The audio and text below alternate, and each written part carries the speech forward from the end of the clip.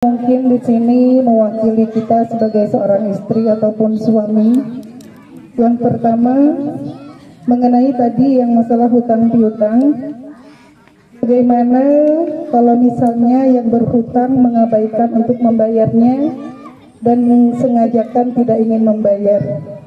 Di utang itu saya tadi kan sudah ngomong, utang itu wajib membayar kalau punya, ya, kalau punya. Berarti kalau nggak punya tidak wajib. Contoh punya itu gini, saya punya utang 1 juta, tapi saya nggak punya duit, tapi saya punya motor kalau dijual laku 5, berarti saya punya uang, berarti wajib bayar. Nah, kalau sengaja untuk tidak wajib bayar, berarti sebenarnya dia punya tapi nggak mau gitu ya kasusnya berarti ya. Jadi dia punya uang tapi tidak mau bayar. Maka bagaimana sikap kita sebagai yang dipinjemin uang? Dalam fikih harus selalu diingatkan. Contoh gini, seumpama saya sama Kang Amir saya pinjem uang 1 juta. Ya Gus, 1 juta. Sebulan saya bayar. Pas waktunya sebulan, Kang Amir harus mengingatkan saya. Kang Amir mengingatkan mendapat pahala. Jadi ibu mengingatkan orang yang punya utang itu pahala. Tapi yang masalah jangan diingatkan setiap hari, pusing. Pusing. Makanya kira-kira ya tahu waktulah, kalau seumpama sebulan didatengin lagi. Gimana teh, sudah punya uang apa belum? Oh belum. Ya kapan kira-kira? Seminggu lagi. Seminggu datang lagi. Ibu datang ke sana, itu ibu mendapat pahala. Kok itu utang mundur lagi, pahalanya double lagi.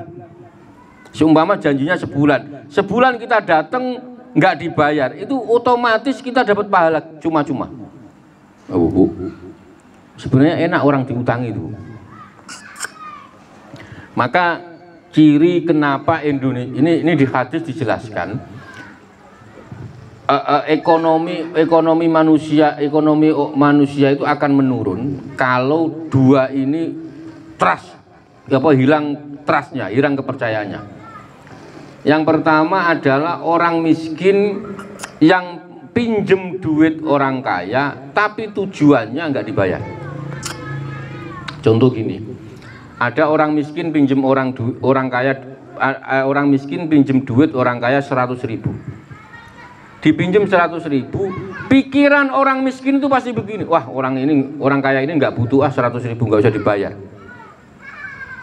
Pikirannya begitu, karena dia kaya, perasaannya 100.000 nggak dibutuhkan sama dia. Ini yang pertama. Yang kedua, orang kayanya nggak percaya sama orang miskin, karena tiap hari dipinjemin nggak pernah bayar, paling nggak bayar. Orang kayanya mulai kepercayaannya mulai berkurang. Maka dua sisi ini kok sudah hilang kepercayaan, maka ekonomi masyarakat pasti akan turun. Ini hadis yang ngomong, bukan saya.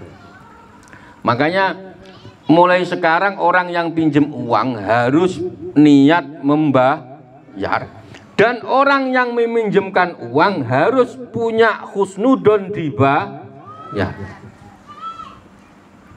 itu. Nah, kalau dua-duanya ini rata-rata pasti begitu. Ada orang miskin pinjam orang kaya, itu perasaan orang miskin, dia nggak butuh 100.000. Wong dia punya uang banyak. Akhirnya dia minjem terus. Lah orang kaya kan setiap minjem nggak pernah akhirnya orang kaya nggak dipinjemin.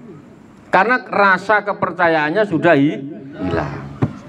Itu, maka orang yang punya utang harus sering diingatkan, ya jangan sering-sering. Pokoknya janjinya kapan?